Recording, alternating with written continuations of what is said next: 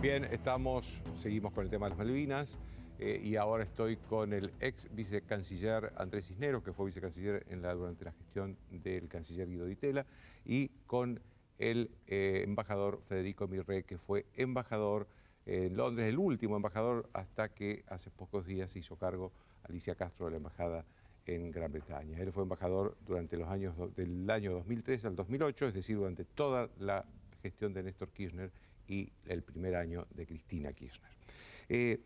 Acabamos de escuchar un conmovedor testimonio de la que fue la guerra y con ustedes me gustaría más bien hablar del futuro. ¿Qué se puede hacer, qué debe hacer el país por el tema Malvinas? ¿Cuál de los dos quiere empezar? La edad antes que... ¿Cómo? La edad antes que la belleza.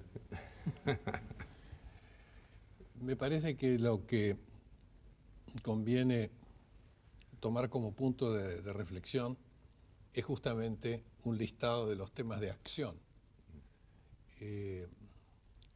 La Argentina se ha caracterizado por una prolongada paciencia en materia de negociaciones con Gran Bretaña.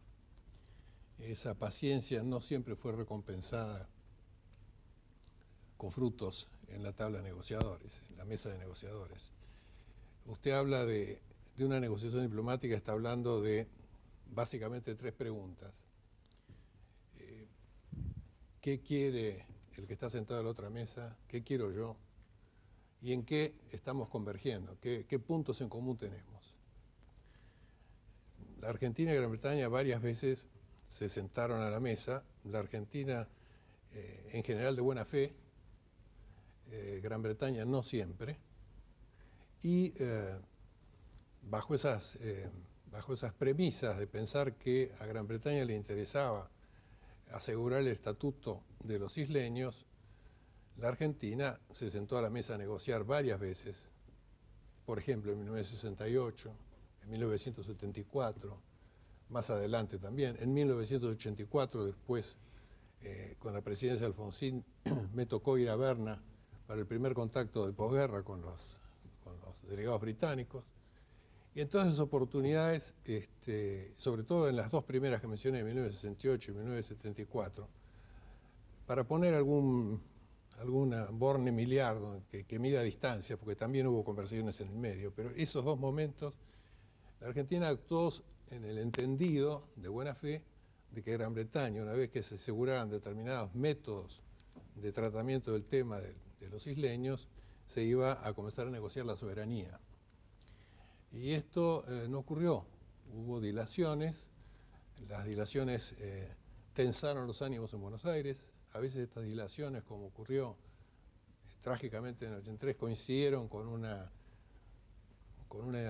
orientación, con una tendencia del gobierno a utilizar Malvinas para fines de política doméstica y no siempre puros, y llegamos al conflicto armado justamente como consecuencia, entre otras cosas, pero significativamente, de la reticencia británica a avanzar sobre el tema de soberanía. En este sentido, es bueno decir que Gran Bretaña tiene una enorme responsabilidad en el hecho de la guerra. La obstinación de la primera ministra Thatcher causa, a su vez, las consecuencias que después tuvimos que vivir y soportar los argentinos, que fue nada más y nada menos que una guerra con su tendal de víctimas. Es decir, que no solo fue una decisión del gobierno militar argentino, sino inducida por la intransigencia británica. Sí, exactamente. A fines del 81 se estaba conversando en Nueva York de temas que ya se habían conversado no solo desde 1968 con el Memorándum de Entendimiento, donde se hablaba incluso de plazos de transferencia de la soberanía. Yo he visto un papel que se redactó a nivel de consejeros de embajada en esa época, sino antes también. Imagínense, Morales, que por ejemplo, un dato poco conocido, en el año 53, un destacamento de Marines ataca a dos suboficiales que estaban en la isla de Decepción, en un puesto que acababa de abrirse, lo acaba de abrir por orden del general Perón, y expulsa a estos dos suboficiales de nuestra Armada y ocupa la isla de Decepción. Todo esto después fue subsanado, digamos, con la firma del Tratado Antártico y la prohibición de utilizar armamento en la Antártica, pero hubo siempre una tendencia a asegurar la propia soberanía y de negar la discusión sobre las pretensiones de la otra parte. Esto en diplomacia no conduce a buen puerto y nosotros tenemos la amarga prueba. Cisneros. Yo estoy de acuerdo en que los ingleses se han portado en forma arrogante e injusta y que la Argentina ha tenido mucha paciencia. Pero desgraciadamente en la vida uno no obtiene lo que merece, uno obtiene lo que consigue. Y no hemos conseguido, ni nosotros, ni nuestras alianzas, hacer que los ingleses se sienten a discutir soberanía. El mundo evoluciona, el derecho evoluciona.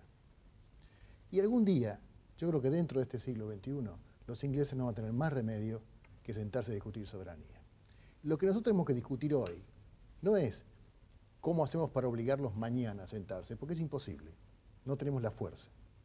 Lo que tenemos que hacer es decir, ¿cómo queremos llegar dentro de 20, 30 años a esa discusión de soberanía que va a ocurrir?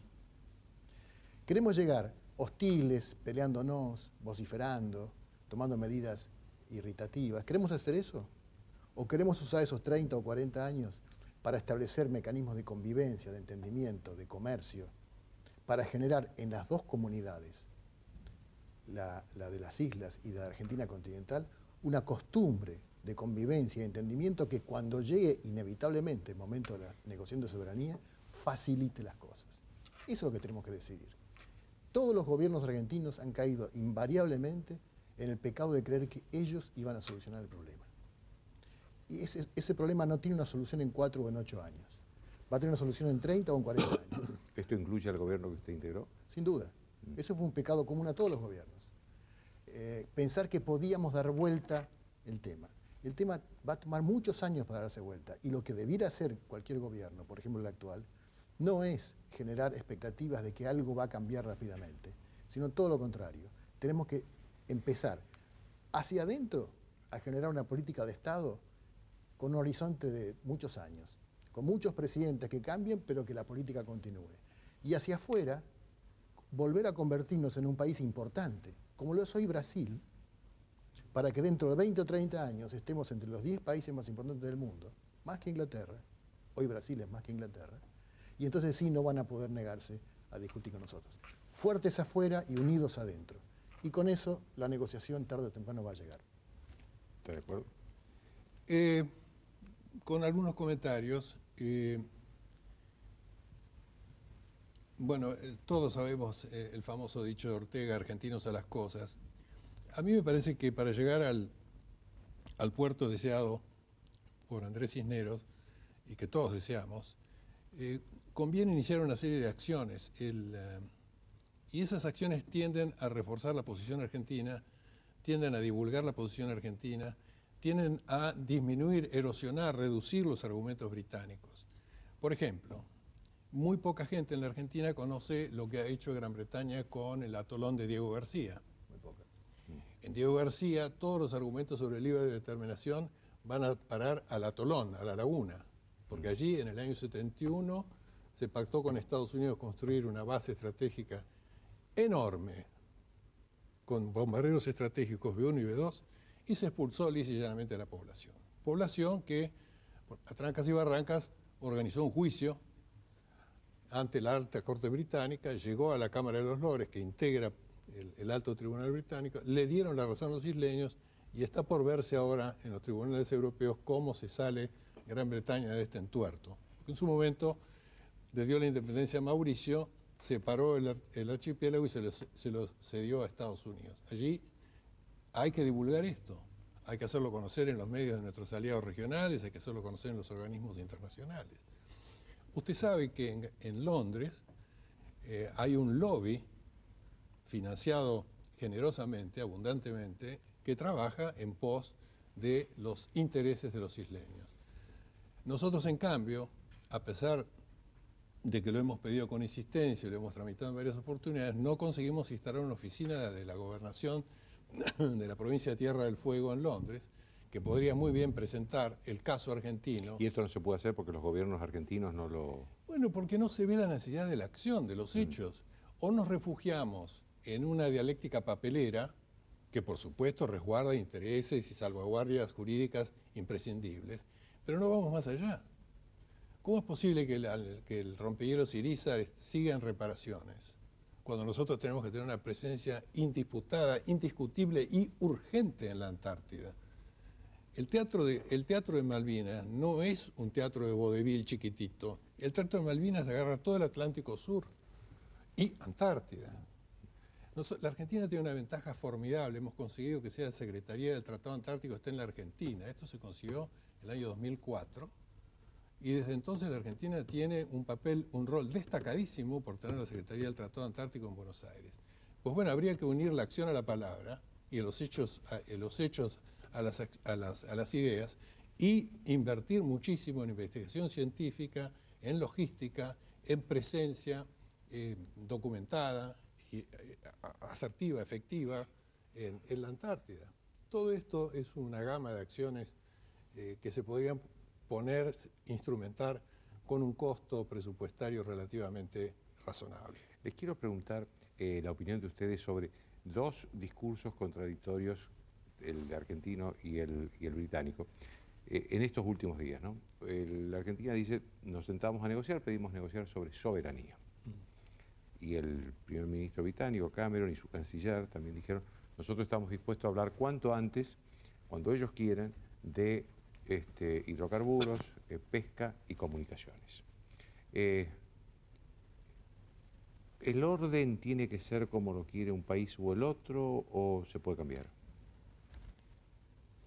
Mi impresión es que hay una reflexión que no se ha hecho, quizás porque se la considera demasiado heterodoxa, quizás porque no se ha planteado en esos términos, quizás por pereza política, intelectual o lo que fuera, o táctica, pero aquí tenemos que dividir claramente la cuestión territorial de la cuestión de la población. La Argentina ha sido privada de su dominio efectivo sobre un territorio que le pertenece. La Argentina se ocupa de, Andrés, desmentime si son más de 100.000 los miembros de la comunidad británica en la Argentina. Tenemos irlandeses, galeses y escoceses, tenemos todo tipo de ventajas, de las cuales los isleños aprovecharon el momento de la apertura del arreglo de comunicaciones del año 71. Es decir, tenemos una gama enorme de posibilidades para ofrecerles un estatuto de garantías, pero es otro tema. El tema que viene primero, para los intereses argentinos, el tema de la restitución del título de dominio válido que tiene sobre el territorio. Es la soberanía. Exactamente. Mira, yo creo que hay que seguir insistiendo ante el mundo de que tenemos razón, no está mal.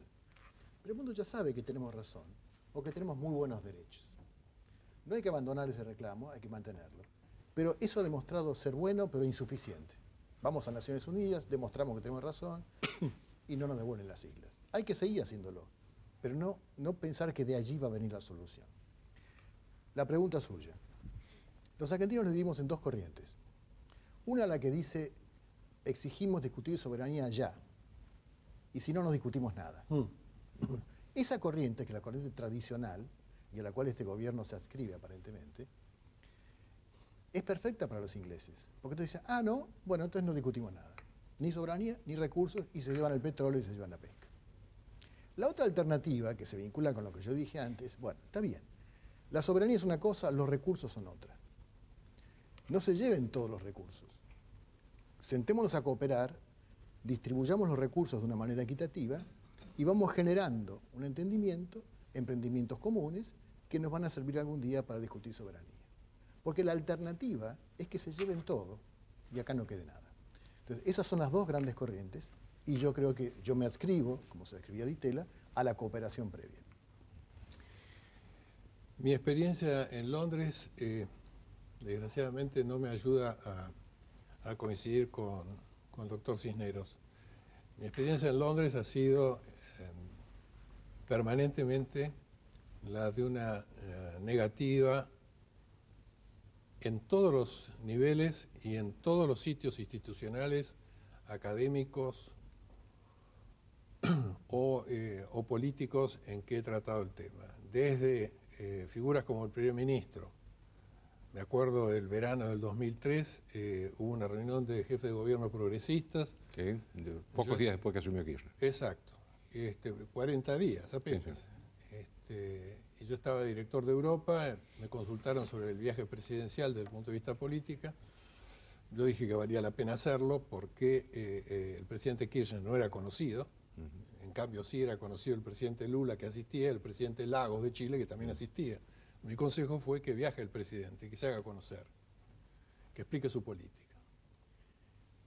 Pues bien, y bien llegamos allí, en la segunda reunión, hacía muchísimo calor, estábamos en un hotel en las afueras de Londres.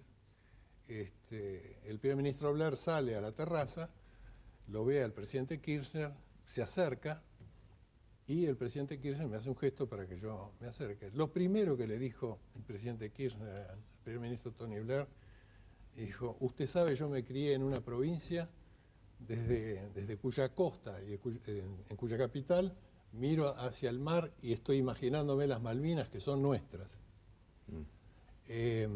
Acto seguido le dije, me presentó como su futuro embajador, y el primer ministro Tony Blair se limitó a decir: yo comprendo. Lo cual, en una circunstancia como la que estoy describiendo, era bastante inesperado. Después que el presidente volvió a Buenos Aires y que después que yo me hice cargo de la embajada, empecé a tener reuniones con todo el arco posible de dirigentes británicos. En ningún caso, Morales, en ningún caso encontré, salvo en dos académicos y en un periodista, encontré voluntad real, genuina, de buscar, al menos intelectualmente, de buscar una vía intermedia que permitiera abordar el tema de soberanía. En ningún caso. Bueno, sí. Mi experiencia en Londres es distinta que la que ha tenido el embajador Mirré. Porque cuando nosotros tratamos con los británicos este tema, fue hace 9 años, en la época de Itela, finalmente llegamos a acuerdos. Y se firmaron acuerdos sobre recursos. Se firmaron acuerdos sobre hidrocarburos y sobre pesca. Los acuerdos de hidrocarburos no eran una maravilla, y además nunca se aplicaron, porque no se encontró petróleo. Se aplicaron para una exploración petrolera de la cual participó YPF, y después no se llegó a nada. Nadie llegó a nada. Y el acuerdo de pesca fueron buenos, porque si los dos seguíamos pescando libremente, íbamos a depredar el recurso. Y llegamos a una comisión neutral de expertos, medía el recurso de pesca y decía cuánto se podía pescar. Y allí una proporción mayor era para Argentina y menor era para Gran Bretaña. Hubo acuerdos que pudieron ser continuados. Hubo acuerdos de vuelos en los cuales hay escala en Argentina. Hubo acuerdos de acceso de argentinos a las islas. Pero no eran acuerdos con los cuales uno se podía asombrar, sino que eran el primer escalón de un principio de cooperación que a lo largo de los años podía ser ampliado. ¿No? Bueno, y quiero hacerles una última pregunta, porque hay un tema que los británicos sacan mucho en estos días, que es el tema de la guerra. ¿Cómo influyó o cómo influye la guerra perdida por los militares argentinos en esta etapa de la negociación o de la tensión por las Islas Malvinas? Vamos a ver, hay datos que en Gran Bretaña estaban ignorados. Por ejemplo, el dato de que la Argentina fue invadida 4 veces por Gran Bretaña. En 1806, en 1807, en 1833 y en 1845-47, donde hasta tuvieron el pabellón en la isla Martín García. De manera que para la Argentina es no digo un hábito, pero estamos acostumbrados a ser invadidos por Gran Bretaña. En cambio, la Argentina primera cosa. En segundo lugar, Argentina no tiene una tradición de haber construido un imperio utilizando la fuerza. Gran Bretaña sí.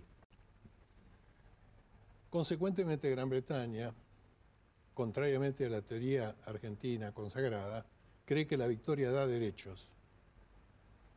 Y esto lo he conversado con estos términos y con esta naturalidad con gente bastante encumbrada en el poder político británico, porque contrariamente también a lo que se cree, la mejor diplomacia la verdad y la franqueza. Y ellos han admitido esto. Ellos han admitido que Gran Bretaña construyó lo que construyó entre el siglo XVII y el fines del siglo XIX, utilizando su poderío militar, su Navy, sus medios comerciales que iban detrás de la Navy. Pero no creo que se pueda extraer ninguna conclusión más allá de lo que todos conocemos sobre por qué la Junta decidió el desembarco. Ninguna conclusión que inhabilite el pensamiento de que la Argentina es una potencia pacífica, que salvo este desdichado y doloroso hecho, la Argentina siempre tiene una conducta pacífica y que habrá que persistir en ese camino, uniendo a las declaraciones, a los escritos y a las palabras, hechos concretos de presencia, de vigencia, de permanencia. Estoy totalmente de acuerdo con mi rey en eso. Lamentablemente, esa tradición pacifista argentina fue rota el 2 de abril del 82, porque la invadimos.